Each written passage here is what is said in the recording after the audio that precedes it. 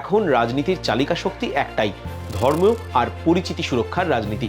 পশ্চিমবঙ্গের মুর্শিদাবাদের বেলডাঙ্গায় বাবরি স্টাইল মসজিদের ভিত্তিপ্রস্তর স্থাপন হয়েছে, যার নেতৃত্ব দিয়েছেন সাসপেন্ডেড তৃণমূল এমএলএ হুমায়ুন কবির। এই পরিকল্পনার বিষয়টা প্রকাশ্যে আসার পরই তৃণমূল কংগ্রেস হুমায়ুন কবিরকে সাসপেন্ড করে দেয়। বাবরি তো অযোধ্যার ঘটনা, পশ্চিমবঙ্গে কেন বাবরি নাম ব্যবহার? কেউ যদি পশ্চিমবঙ্গে এসে বলে আমরা এখানে বাবরি বানাবো, এটা স্থাপত্য নয়, এটা সরাসরি রাজনৈতিক বার্তা। নমস্কার, আমি সমিত সেনগুপ্ত, আপনারা দেখছেন B1।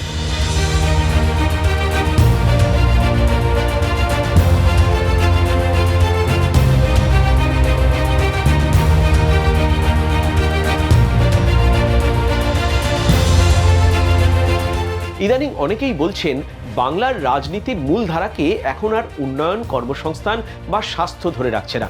এখন রাজনীতির চালিকা শক্তি একটাই, ধর্ম আর পরিচিতি সুরক্ষার রাজনীতি। এবং সেই যুদ্ধে পশ্চিমবঙ্গের রাজনৈতিক মানচিত্রে ঠিক যেন নতুন করে একটা আগুন ছড়িয়েছে। তার নাম হলো বাবরি মসজিদ নির্মাণ বিতর্ক। পশ্চিমবঙ্গের মুর্শিদাবাদের বেলডাঙ্গায় বাবরি স্টাইল মসজিদের ভিত্তিপ্রস্তর স্থাপন হয়েছে, যার নেতৃত্ব দিয়েছেন সাসপেন্ডেড তৃণমূল এমএলএ হুমায়ুন কবির। এবং এটাই আজ পশ্চিমবঙ্গকে অভূতপূর্ব ধর্মীয় মেরুকরণের দিকে ঠেলে দিচ্ছে বলে মত রাজনৈতিক বিশ্লেষকদের। মসজিদের ভিত্তিপ্রস্তর স্থাপনের অনুষ্ঠানটা ছোটখাটো কিছু নয়। ড্রোন ফুটেজ, সাউন্ড সিস্টেম, বিশাল ভিড়, লাইভ স্ট্রিম, বাহবা, স্লোগান, সব মিলিয়ে এটা ছিল একেবারে রাজনৈতিক শো। এই পরিকল্পনার বিষয়টা প্রকাশ্যে আসার পরই তৃণমূল কংগ্রেস হুমায়ুন কবিরকে সাসপেন্ড করে দেয়, কারণ শাসক দলের বক্তব্য এটা রাজ্যে সরাসরি সাম্প্রদায়িক উত্তেজনা বাড়াবে। রাজনৈতিক বিশ্লেষকদের মতে এটা রাজনৈতিক সমাবেশ প্লাস পরিচয় সংহতির পরীক্ষা। এটা স্পষ্টভাবে দেখানো, দেখো আমরাও পারি, আমরাও এক হতে পারি, আমরা শক্তি দেখাতে পারি।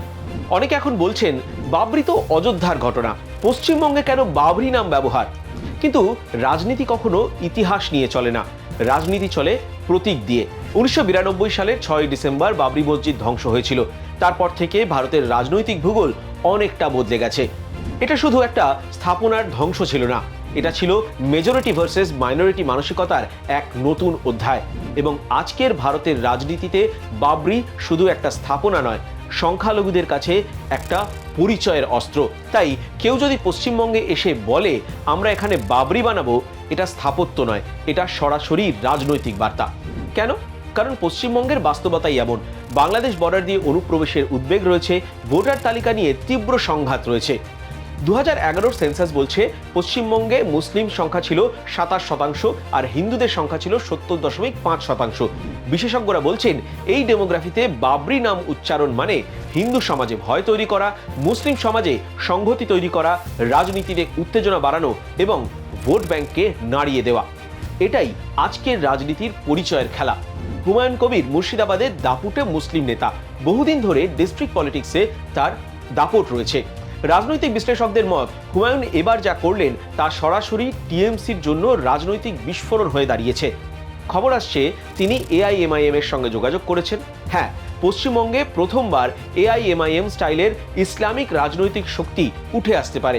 এটা হলে মুসলিম ভোট ভাগ হওয়ার সম্ভাবনা বাড়বে।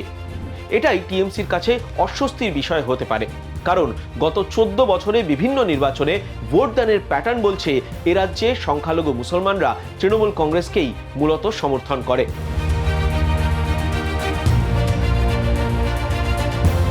আজকে আমরা যে পশ্চিমবঙ্গের মানচিত্র দেখি, এটা শুধু র্যাডক্লিফ লাইন বা ব্রিটিশ আমলার আঁকা নয়। এর পেছনে আছে একজন শক্তিশালী বাঙালির ভূমিকা, শ্যামাপ্রসাদ মুখার্জি।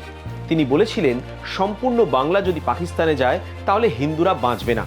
এই যুক্তির উপর দাঁড়িয়ে তিনি জোর দিয়ে বলেন কলকাতা, হাওড়া, বর্ধমান, নদিয়া এগুলো ভারতের অংশ হওয়া উচিত। এটাই হয়েছিল। আজ পশ্চিমবঙ্গের হিন্দু জনসংখ্যা যে 70%, এর ভিত্তি তৈরি করেছিলেন শ্যামাপ্রসাদ মুখার্জি। তার যুক্তি ছিল ধর্মীয় সুরক্ষা না থাকলে ভূখণ্ড রক্ষা সম্ভব নয়। আজকের ধর্মীয় পরিচয়ের রাজনীতির আগুনে শ্যামাপ্রসাদের সেই ভূমিকা আবারও সামনে আসছে। এই ইতিহাস আজকের রাজনীতিতে সুরক্ষা শব্দটাকে আরও জোরালো করে তোলে। 1946-47 সালে বাংলা বিভাজনের প্রশ্নে যখন সমগ্র বাংলা পাকিস্তানে অন্তর্ভুক্ত হওয়ার সম্ভাবনা তৈরি হয়, তখন শ্যামাপ্রসাদ মুখার্জি হিন্দু অধ্যুষিত পশ্চিম অংশকে ভারতবর্ষে রাখার দাবি তোলেন। তার মতে এই অঞ্চলের সাংস্কৃতিক, ভাষাগত ও অর্থনৈতিক পরিকাঠামো ভারতের সঙ্গেই বেশি স্বাভাবিকভাবে মানানসই এবং হিন্দু জনগোষ্ঠীর নিরাপত্তা ও রাজনৈতিক অধিকার রক্ষায় স্বাধীন ভারতের অন্তর্ভুক্তি ছিল অত্যন্ত জরুরি।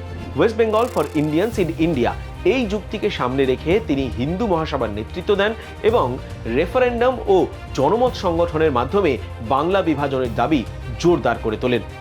তার প্রচেষ্টার ফলেই 1947 সালে বিভাজনের সময় পশ্চিমবঙ্গ ভারতীয় ইউনিয়নের অংশ হিসেবে প্রতিষ্ঠিত হয়।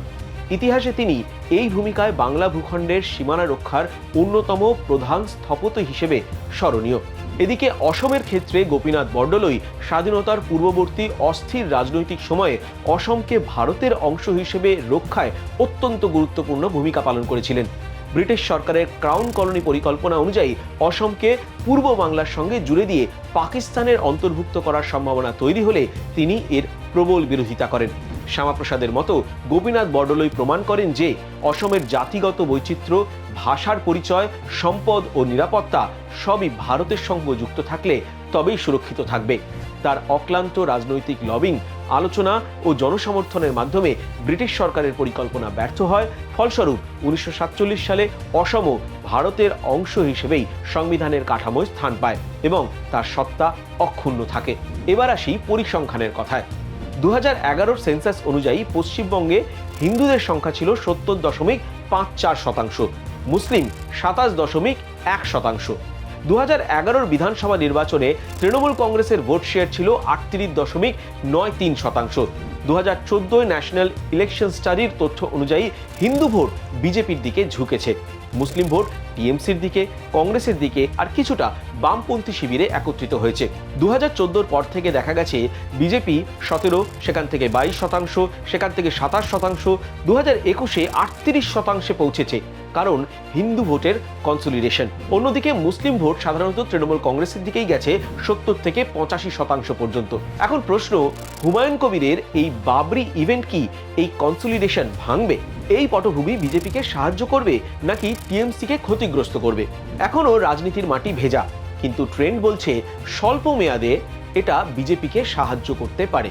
কারণ হিন্দু ভোটে ভয়, সুরক্ষা, সংহতি, বিজেপির দিকে ঝোঁক, এই ন্যারেটিভ পুরনো হয়ে গেছে।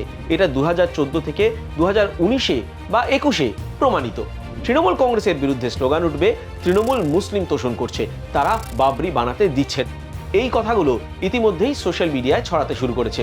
তাহলে টিএমসি এখন কি করবে? টিএমসির সামনে এখন দুটো পথ।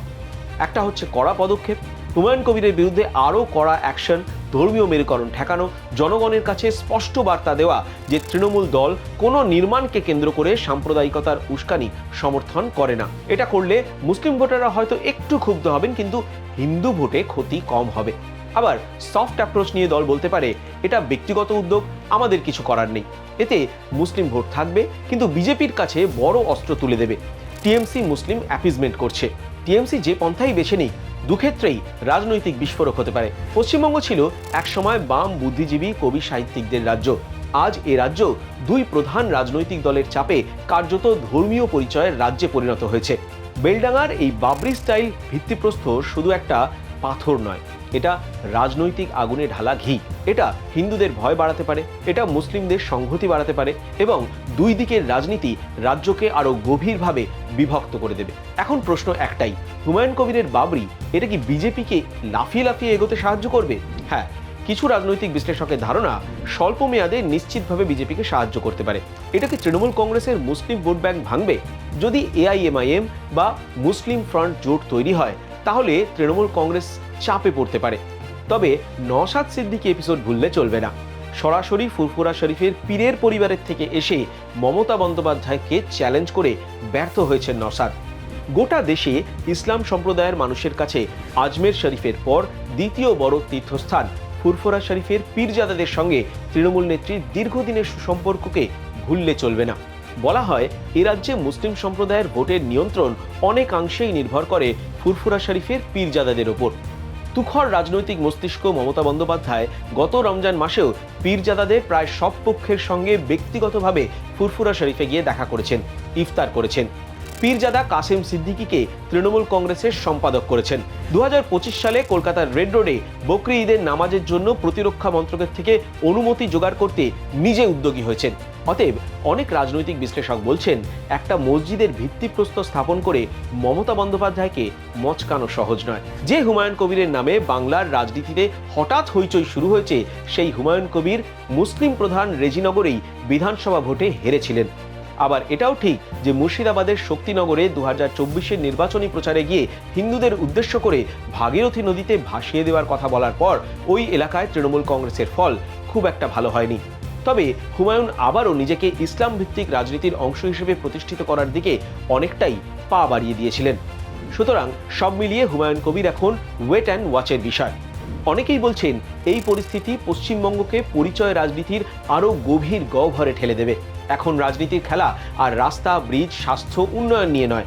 এখন খেলা পরিচয় আর স্লোগান সুরক্ষা, এবং ময়দানের নতুন প্রতীক বাবরি। এই রাজনীতির আগুন কোথায় গিয়ে থামবে সময় বলবে। প্রতিবেদনটি ভালো লাগলে লাইক করুন, সাবস্ক্রাইব করুন, শেয়ার করুন, আর পরবর্তী ভিডিওর আপডেট পেতে হলে বেল আইকনটি প্রেস করুন।